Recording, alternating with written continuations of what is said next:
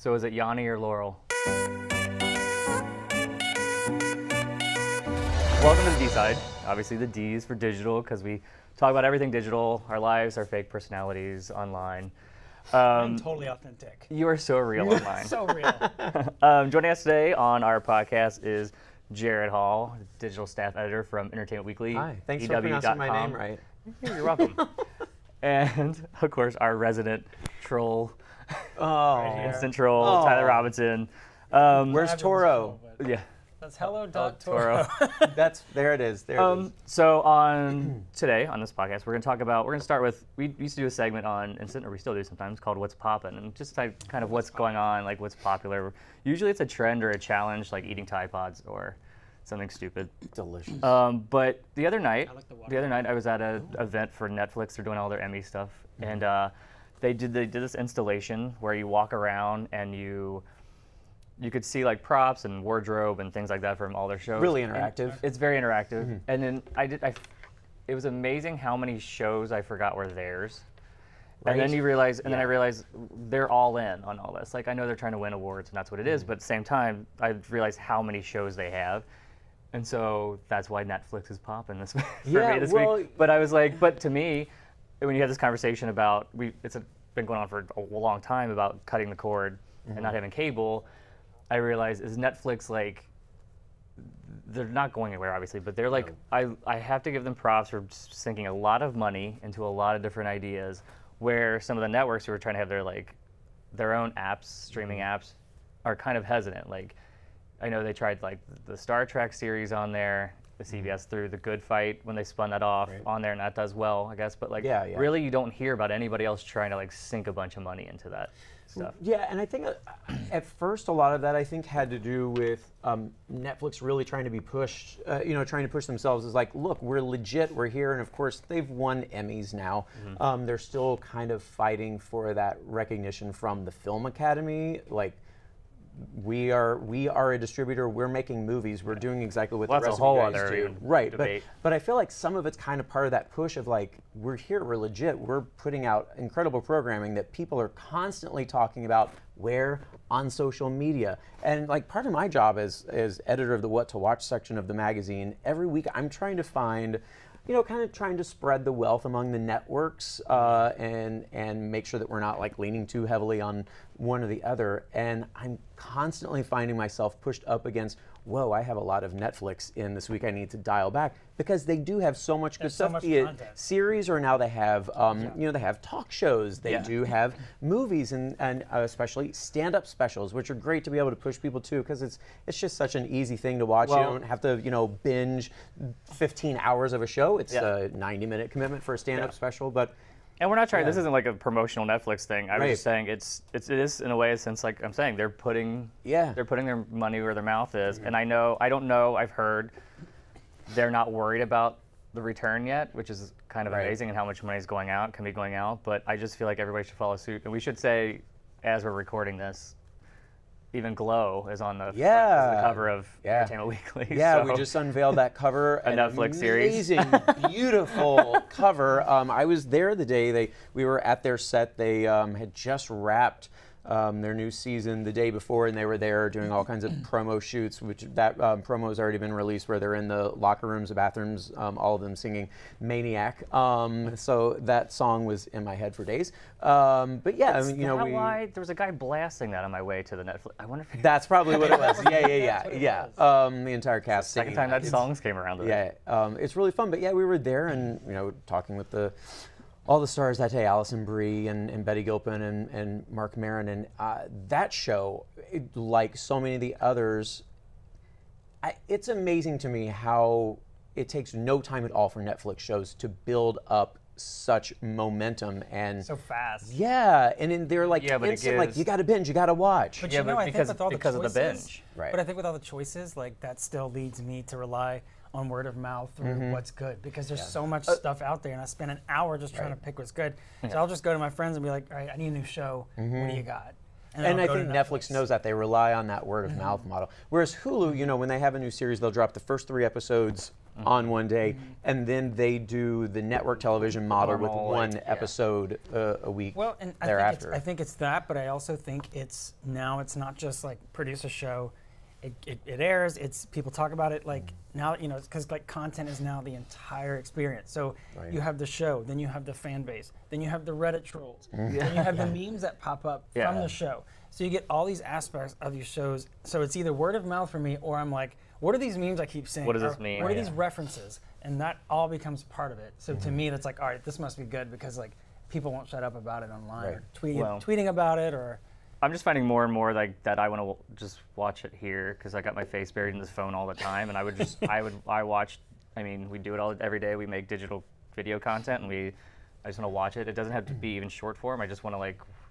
This just has become more of a viewing device, and I wish like you have the Netflix app. I just wish some of the other like people would sink a bunch of money. New term now. It's called tech neck. Right. It is. Tech neck. It's a legit medical condition. It's a legit Yeah. Women actually get procedures. For the tech neck. So. You know something else though I find interesting about that with and I think it's a real testament to how well Netflix chooses what they produce is that because they can drop all 10 or 13 episodes of Glow, you still hear people talking about it months later. But that's because people haven't.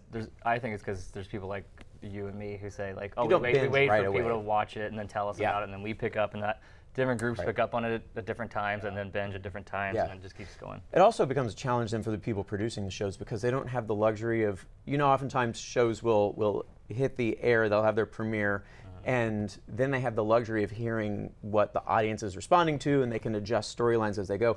Glow, they don't have that luxury. Yeah. They write and shoot all of the episodes at once. They get in post-production, and there it is for the world to see. That's it. Well, we're gonna like schmooze Netflix a little bit more. I promise.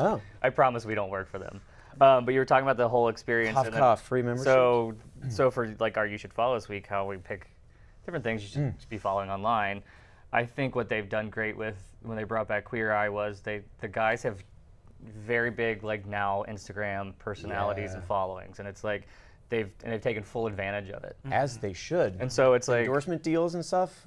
Yeah, but that's translated really well. Yeah. Thankfully, the show I think for them did well, and then I was like they were able to like pick up on that and like become almost like and you know social media stars at the same time. To get more involved and go beyond just the show. Totally, yeah. Well, because it's great because what the show did so well was incorporate them into it. So as a viewer, you felt like you knew these guys so well. Not that you didn't the first time around, but the first time around, those guys, Carson Kressley and all of them, they didn't get to be as open about their personal lives because the country wasn't in that point at the time where was that? You know, it launched in 2003. I was gonna say early 2000s. Went off in 2008. So social media wasn't a thing then, and you know, same-sex marriage wasn't a thing. So the guys weren't able to be as open about their lives. This time, you see, you know, Karamo, Anthony, Jonathan, Bobby, and Tan all talking about their lives, talking about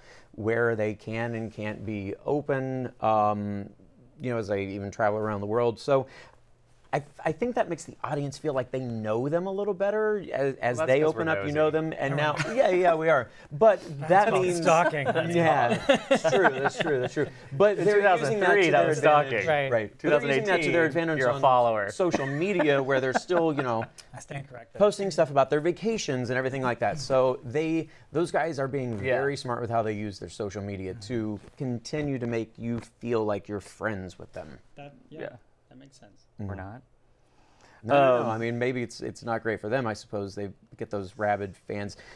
Teenage girls apparently are huge fans of these guys. Like it overwhelmed Anthony one time. Also explains then the social media. Yeah, well, because before the show launched, I mean, Karamo Brown would have had a bit of a following because he was on Real World Philadelphia way back in the day, and he's continued to be on TV and a host since then. Jonathan had a bit of a following from his web series Game of Thrones. But aside from that, it's very funny. It's Emmy nominated. Got to check it out. Yeah. But yeah, these guys' social media following skyrocketed within like the first weekend. It came out on a Wednesday, and by Monday, they were all over 100,000 followers. Well, and even with that, like there's shows that, you know, even the previously popular ones that I feel like is helping keep the audiences alive is like they have Facebook pages again, like with Lost and like all these shows, but they keep posting things, and they'll even like today was the You mean like the anniversary Queer Eye Oceanic account? Flight. Well, Any show. any of it, yeah. Which I'm just talking in the sense of like sustaining the audience. And the show's Right. been off here for how many years? But I'm still a Lost fan. I'm like, oh yeah, there's you know Jack again. And Right. Yeah. Well, we end every episode with group therapy, which is like we talk about something that's going on online and our emotions about it. And this week, like, no one was more emotional than everybody over this Yanny and Laurel. Oh man. And at first I didn't care, and then I heard Laurel to begin with, and then we were in the conference room in our office, and somebody played. Were you in there when that happened? I know I was. They played it again, and then I heard the Yanny. So I don't know. Listen, I don't know how it works. Well, I can hear it using the thing New York Times did, changing the frequency or the speed or whatever. It makes me laugh how worked up people get over this kind of. Oh, it's like Hillary and Trump election season all over again. People were furious, and I was sitting there personally furious because I knew it was Laurel. When you No, look it's at not. It's most definitely Laurel, but Yanny. So, but did you see the sort of scientific, technical explanation? Yeah. of what's No. going on? Tell me. Look, It's weird. If you look at what they call like a spectral display graph of a piece of audio, you can English, actually get a please? visual of the audio. I Right. edit audio, so I can talk about Yeah. this. But anyway, I think it depends on the quality of either the speaker that Yeah. you're listening, if the sound's muffled, but you can literally see where Yanny is happening and where Laurel is. It's a totally different frequency. It's a totally different frequency. But that just means then So the it's Yanny is actually humans, still we all just- hear certain things at different Which frequencies. that's even more interesting, yeah. Yeah. It also freaks me out that it's just not even close to being the same word. It's not like you're hearing something that sounds similar. Yeah. Right. Yeah. I don't know. Yeah, because so what's the thing? Laurel is at a lower, which I told some friends makes sense to me because I have a hard time hearing people with lower voices, especially if they are quiet. So basically, what you could do is if you could let's say you selected just the top of that wave. Yeah. You would hear mostly the Yanny.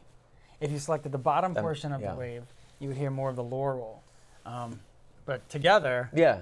That makes complete sense just to my own like things that I can personally hear anyway. So all right, makes sense to me. Well, but it's insane, Yanny. and people are worked up. And But the fact that as the time we're recording this, people are still arguing. Oh, then yeah. it's like, is it like color? Like, you know, am I seeing the same shade of red that you are? No. I don't know, good question. But you know, I red. mean, but social media has been so cool about like a lot of brands getting in on it. I thought Walmart's was really funny. Yeah. And then you have people like Marley Matlin who just like shut everyone down with her tweet. I've seen a few other brands and stores get in on it, but it's been Well, there's it's no been need, very there's no need to amusing. get worked up about it. No. I'm not looking at you. I'm looking at everybody else. Laurel Canyon home today. Also, the dress is black and blue. Yeah. Just, All right. Well, thanks, guys. Yeah. If you're watching this on YouTube, make sure you subscribe and follow and all that good stuff. And if you're listening to this, same thing. Follow us